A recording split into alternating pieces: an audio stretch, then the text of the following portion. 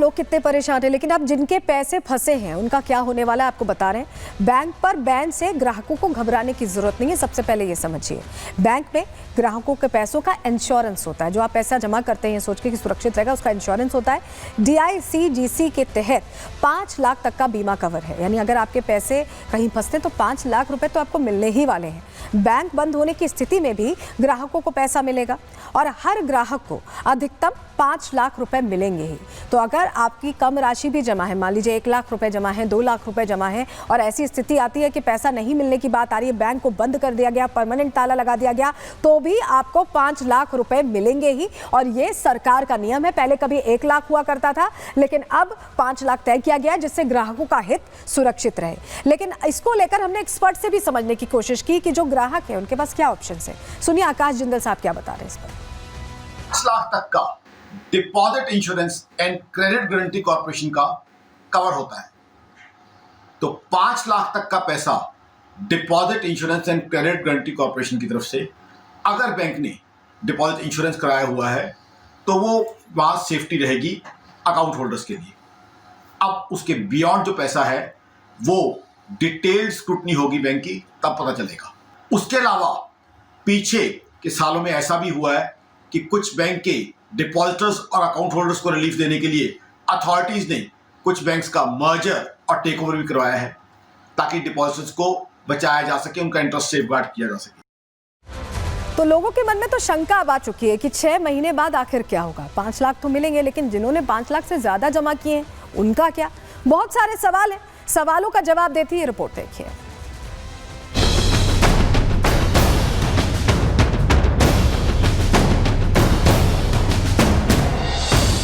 भारत में middle class को bank पर भरोसा होता है। इस तबके की गाढ़ी कमाई चोरी ना हो जाए, इसलिए लोग अपना पैसा बैंकों में जमा करते हैं। लेकिन जब बैंक ही सुरक्षित नहीं हो तो आम आदमी का हाल ऐसा ही हो जाता है जैसे मुंबई में खड़ी इस भीड़ का हुआ है। न्यू इंडिया कोऑपरेटिव बैंक के लगातार बढ़ते घाटे को देखते हुए भारतीय रिजर्व बैंक ने इस पर 6 महीने का प्रतिबंध लगा दिया है। RBI के बैंक से 1, 2 या 10 नहीं, बल्कि 26 ब्रांचों पर रातों रात ताला लटक गया। सुबह हुई तो हजारों की संख्या में लोग बैंक के सामने पहुंच गए। ये लोग अपनी गाढ़ी कमाई निकालने पहुंचे थे।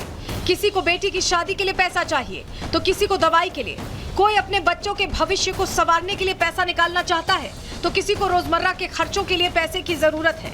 लेकिन इस बैंक में इनकी सुनवाई करने वाला कोई नहीं है। इतना भरोसा था बैंक के ऊपर, अभी ये बैंक ही उठ गए तो हम बड़ी बैंक में भरोसा कैसा करेंगे? कल पैसा डाला तो कोई कुछ बोला नहीं, तो बोलना चाहिए ना कि बाबा इसी आगे वाली बात है। पैसे का ऐसा बोल रहे कि 6 महीने तक आपका मिल जाएगा, बोले अभी मिलना चाहिए। वो लोग बता भी नहीं रहे हैं कि वो लोग कितने दिन कैसे ऑपरेट करने देंगे। अगर एक टाइमलाइन गाइडलाइन दिया जाए तो लोगों को समझेगा। सब लोग पैनिक हो रहे हैं मेन तो ज्यादा। बैंक अपने वित्तीय घाटे को रिकवर करने में नाकाम रहा तो RBI ने कड़े नियम लगाते हुए बैंक पर बैन लगा दिया। अब इस बैंक से ना तो कैश निकलेगा और ना ही लोन मिल सकेगा। बैंक पर ताला है, बाहर पोस्टर लटके हैं, ग्राहक परेशान है, लेकिन जवाब देने वाला कोई नहीं है। किसी के 10 लाख तो किसी के 50 लाख इस बैंक में फंस गए हैं और बैंक के बाहर 5 लाख के इंश्योरेंस का बैनर टांग दिया गया है। यानी अगर 6 महीने बाद बैंक बंद हो जाता है तो ग्राहकों को 5 लाख से ज्यादा 1 रुपया नहीं मिलेगा। पूरी रकम हासिल करने के लिए ग्राहकों को दर दर भटकना पड़ सकता है।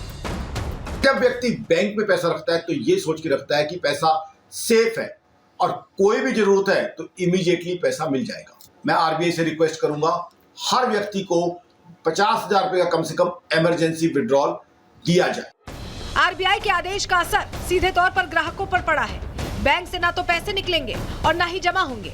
हालांकि जिन बैंक वालों पर बैंक चलाने का जिम्मा था, उनका वेतन, बैंक का किराया और बिजली का बिल पहले की तरह ही जारी रहेगा।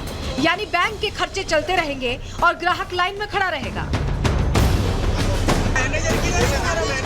फिलहाल ग्राहकों के पास 6 महीने के इंतजार के अलावा कोई रास्ता नजर नहीं आ रहा। ऐसे में देखना ये होगा कि क्या 6 महीने बाद इस बैंक के वित्तीय घाटे में कमी आती है या ये बैंक हमेशा के लिए बंद हो जाता है। Bureau report, Republic Bharat.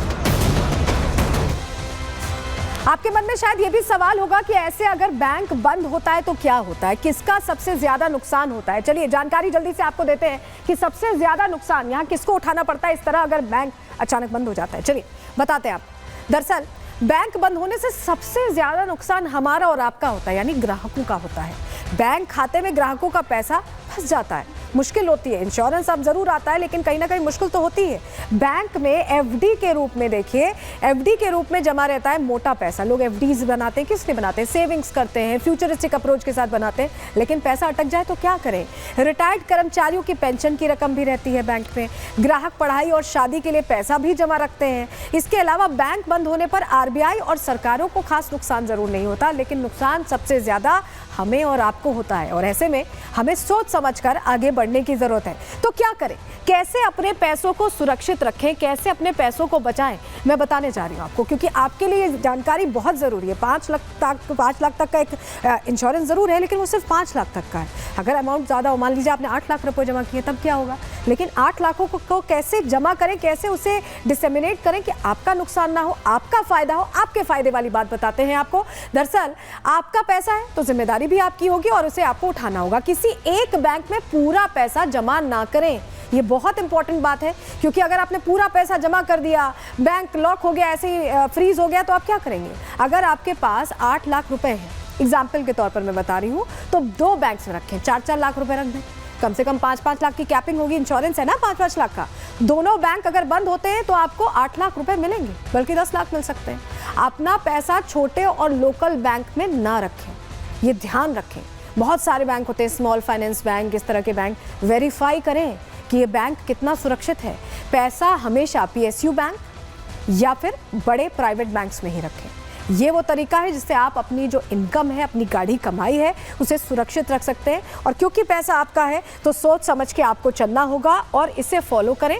तो ऐसे में कम से कम अगर ताला भी लगता है, आरबीआई कोई कड़ा प्रावधान कर देता है घाटे में होने की वजह से, तो आपके लिए मुसीबत नहीं खड़ी होगी। चलिए आगे बढ़ते हैं, अगले सेगमेंट की ओर आगे बढ़ेंगे और अब बात करने वाले हैं उस अखाड़े की जो लगातार विवादों में बना हुआ। किन्नर अखाड़े में लगातार विवाद बढ़ता जा रहा है। क्या वजह है, हुआ क्या है, सब कुछ बताने जा रहे हैं आपको।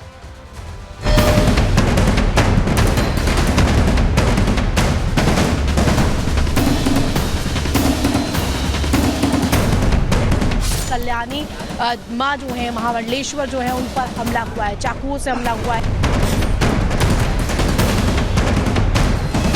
8 लोग थे, उन्होंने आशीर्वाद लेने के लिए गाड़ी रोकी माता जी की, और गाड़ी रोकने के बाद में उन्होंने सबसे पहले माता जी के यहाँ डंडा मारा।